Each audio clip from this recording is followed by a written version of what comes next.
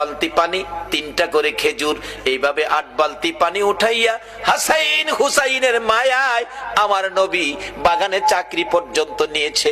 এই ভালোবাসার হাসাইন হুসাইনে কষ্ট পাবে, এই কাজ আপনারা কইরেন না। আমার নবী 8 বালতি পানি উঠাইয়া 9 বালতি পানি বুড়াইয়া টান দিলে রশি ছিঁড়ে বালতি কুয়ার ভিতরে পড়ে গেছে। ইহুদি দৌড়ে আসছে, পানি উঠাও পানি উঠাও। রশি ছিঁড়ে বালতি পড়ে গেছে, কি দিয়ে উঠাবো?